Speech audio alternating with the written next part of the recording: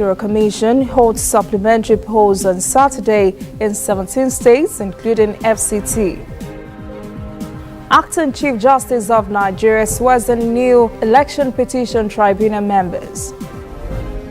In international news, death toll jumps to 47 in China's huge chemical blast. And in sport, Super Eagles optimistic for victory against Seychelles, Egypt.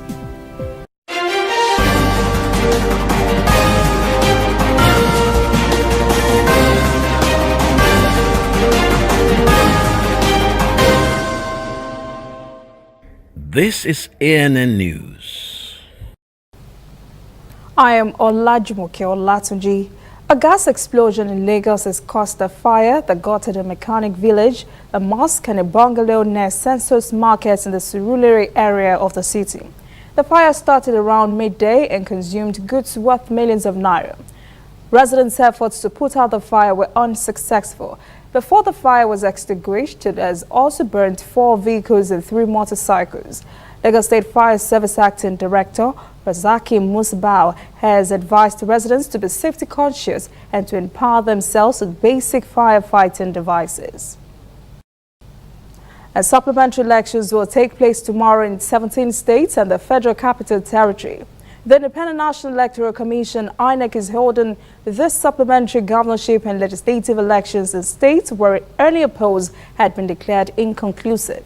National Commission and Chairman of Information and Voter Education Committee, Festus Okoye, told journalists in Abuja, INEC will resume collation and announcement of results in Rivers State between 2nd and 5th days of April.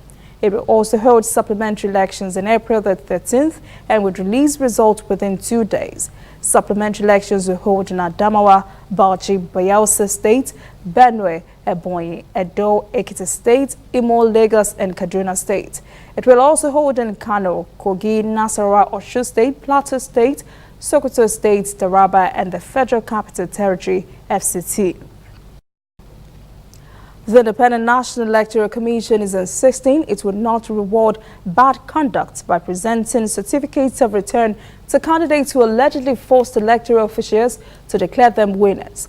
The Commission's Chairman of Information and Voter Education Committee, Festus Okoye, said INEC would wait on court judgments or decisions of an election petition tribunal to guide its actions in such cases of results declared under duress. Okoye said apart from the Imo State Governor, Rochas Okorocha, there were other candidates from Niger, Benue and Akwa Ibom State who were also denied certificates of return because they were declared winners under duress. Away from election matters, Acting Chief Justice of Nigeria, Justice Ibrahim Mohammed, has sworn in the remaining 13 members of the 2019 Election Petitions Tribunal. Mohammed admonished the new members to be of good character and endeavor to live above board. He also reminded them of the sacred nature of the oath they had taken, stressing it had become a bond between them and their creator. The acting Chief Justice says there would be no room for excuses or any performance below approved standards. The judicial boss informed the new tribunal members that they were thoroughly examined and later fished out from the numerous judges in the country who were equally eminently qualified for this task. The federal government has rested its case in the trial of the suspended Chief Justice of Nigeria, Justice Walter Onohe, who faces charges of false and non-declaration of assets before the Code of Conduct Tribunal in Abuja. Although the prosecution, led by Aliyu Umar, had proposed to call 6 witnesses, but it decided to rest its case after calling only 3 of them.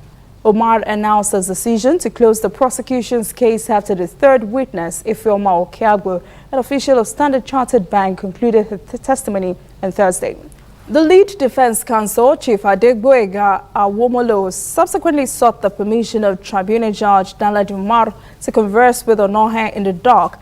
After a brief interaction with the suspended CJN, Awomolo announced he had opted to file a nil case submission.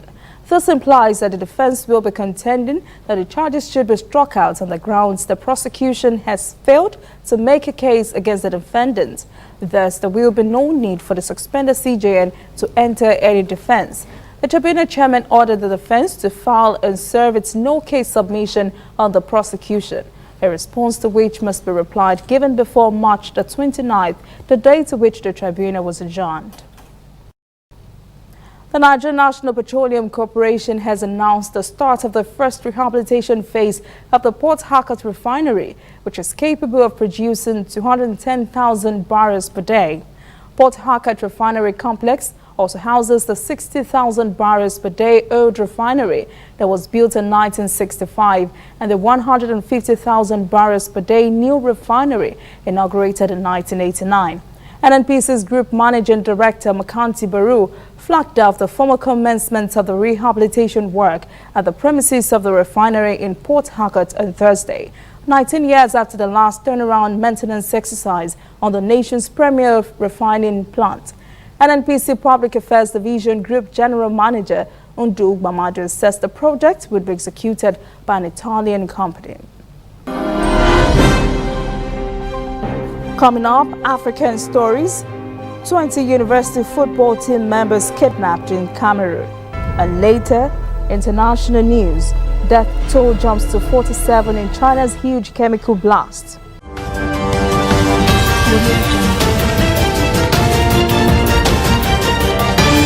You are watching ANN. Looking for some Disney magic but don't know where to find it? We've got a magical solution just for you. Simply go to DisneyNigeria.mobi and get an exciting selection of games, short videos, wallpapers, shareables, and more. Explore a whole new world of Disney on your mobile, tablet, or PC. For just 200 Naira monthly, you get to enjoy the fun to infinity and beyond. SMS Disney to 11006 to begin. Terms and conditions apply. This service is only available to MTN customers. Whether in your house, at your office, on your phone or online, we are there. We have the facts behind the headlines. We cut to the chase with the news you really need. We cover every angle. We are the bigger, better news network. We are African News Network. ANN. Watch ANN News on MITV from a truly African spirit. Welcome back. This is ANN News. Now to African stories. Ghana police say at least 50 persons have died and many injured in a two-bus collision in Kantapo town, 400 kilometers north of the capital, Accra. Emergency services have rescued some passengers while some were still trapped inside the two vehicles sometime later. Each bus had more than 50 passengers on board when the collision occurred. One of them caught fire after the accident. A police spokesperson said most of the passengers in both vehicles died on the spot. A recent floods and storms have thrown Malawi into a pandemonium and many died, thousands were injured, and most basic supplies of food and medicine now in short supply. One area that has been negatively impacted is maternal health care, as we learned in this report. Nsanji is among the districts that are grappling with inadequate maternal health care facilities in southern Malawi.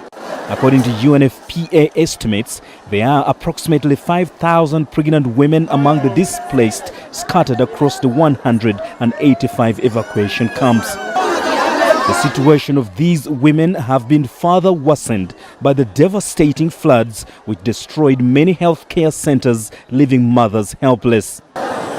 According to healthcare workers, family planning among the displaced people remains a big challenge. One of the biggest challenges is the family planning services, because since Monday, some patients, one of the victims have been coming one by one looking for family planning services. We don't have enough medicine, and when someone is complaining about stomach pain, they are given just a few tablets, which is not enough. Malawian government is currently trying to intervene with the assistance from humanitarian agencies who are screening women and children to determine the magnitude of the problem. Yeah, we are responding using the cluster approach. So we have the health cluster, which is the coordinating issues to do with the maternal mortality incomes. And we have partners like MSF, the district health office, which is coordinating all issues to do with the child and maternal health. Authorities have also recorded a high number of people suffering from malaria, diarrhea, HIV and AIDS.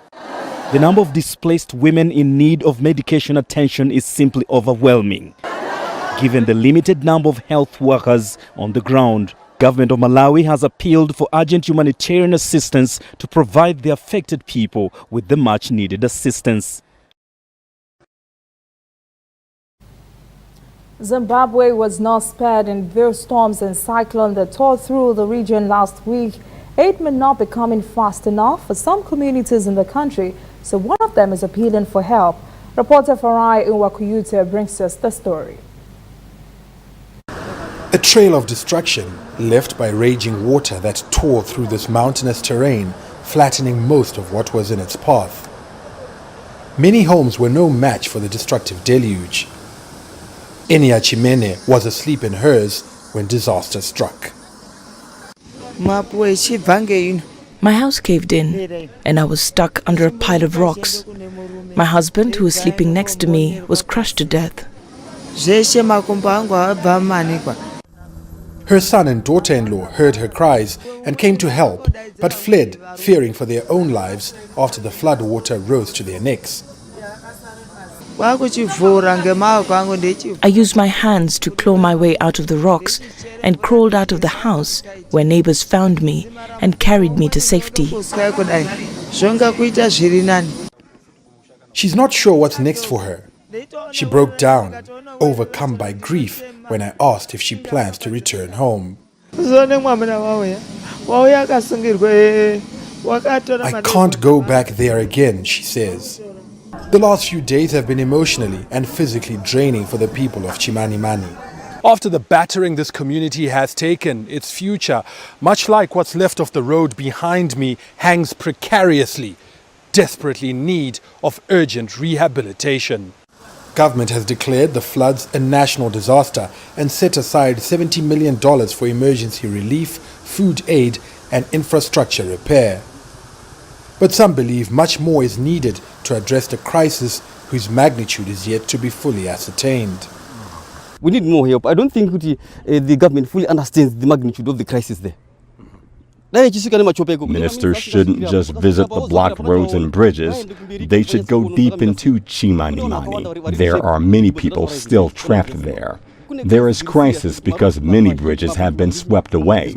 We only talk of the major bridges, but there are smaller bridges too.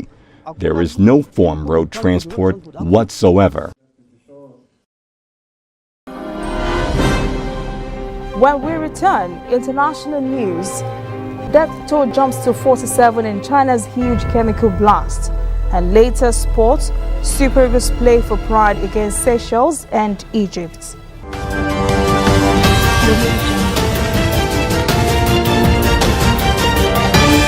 You are watching ANN. This used to be me.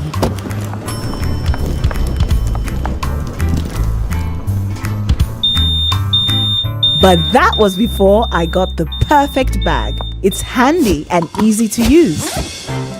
All I need in one compact space, just like my MTN Extra Value plan.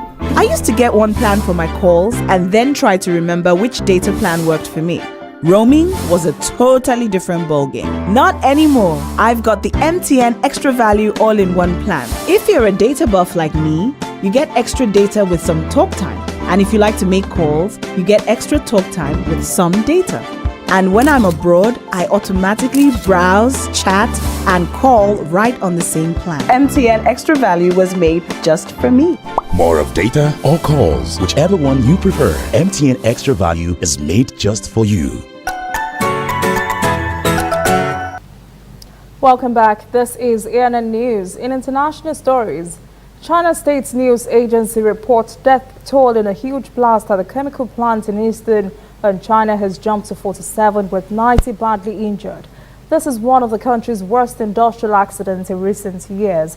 The powerful explosion followed a fire at a fertilizer factory. A news report says more than 600 persons were receiving medical attention, while dozens have severe injuries. Brexit will not happen next week, and the United Kingdom has been granted a bit more time to figure out the terms of its departure from the European trading bloc. The dates could be April the 12th or May the 22nd. European Council President Donald Tusk says he would push the departure dates to May the 22nd if the UK Parliament approves a withdrawal agreement next week. Parliament's failure to approve the Brexit deal next week would mean deadline for departure from the European Union will be April the 12th. The decision to grant the delay came a day after May delivered a televised speech blaming Parliament for the Brexit impasse. That speech angered the political spectrum. May hopes to this European Council next decision, the House of Commons would pass a Brexit deal next week. She says that would help bring an end to the uncertainty and would help the UK to leave Europe in a smooth and orderly manner.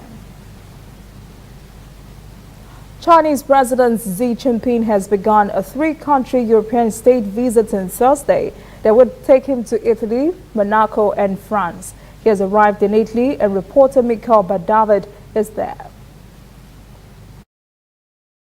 The Chinese President Xi Jinping has a very busy schedule here in Italy. He's expected to meet with his counterpart, the president, but also with the prime ministers of Italy as well. He's expected to attend a formal dinner as well as a concert. He's expected to spend Friday here in Rome, but Saturday in Sicily in the capital city of Palermo. Now, the two countries are on the verge of signing a major agreement, which would mean really a lot of high-level value for both countries. Now, mostly economic, but also potentially a lot of cultural exchanges as well. For a long time, Italy has not just seen China as one of its most important trade partners, but also as an engine of international trade. Italy sticks to a real, open, multilateral trade system. The Belt and Road Initiative is open and transparent. We welcome more countries to promote the spirit of the Silk Road and jointly build the Belt and Road Initiative so as to achieve common development and benefit peoples in the countries involved. The two countries are also potentially going to sign an agreement that would mark the entry of Italy to the Belt and Road Initiative. And this is really very significant. We can understand the significance of this from an article that was published on Wednesday in an Italian newspaper that was written by the Chinese president. There he emphasized the business opportunities that would be available for both countries. The trade volume for the two countries right now in 2018 was $50 billion. However, they believe that this could really be increased to a much higher level. Now, she also expressed that the Belt and Road Initiative, of course, is all about connectivity, and this could mean a lot of potential for the development of Italian ports, for example. There's also hope to promote people-to-people ties to encourage cultural exchanges, and she also stated that China intends to strengthen coordination with Italy when it comes to international organizations as well. For example, the World Trade Organization, the United Nations, or the G20. So we have a lot of potential for both countries. Up next, sport. Super Eagles optimistic for victory against Seychelles and Egypt. Stay with us.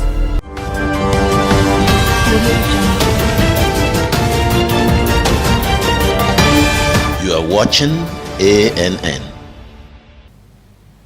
Welcome back. This is ANN News. In sport, Super Eagles played host to the Pirates of Seychelles in an encounter that ended 3-1 in their last game in the Africa Cup of Nations qualifying series at the Stephen Keshi Stadium in Asaba. The Nigerians have already qualified for the AFCON in Egypt, South Africa, and Johannesburg last November. FIFA has banned for life Togolese referee and football official Kuku Fagla after finding him guilty of corruption. Football's world governing body wrote he accepted bribes to manipulate an unspecified international friendly. The findings came from FIFA's investigation into various international matches that convicted match fixer Wilson Peruma tried to manipulate for certain purposes. Fagda has been banned for life from all football-related activities at both national and international level. A $3,000 fine has also been slapped on him.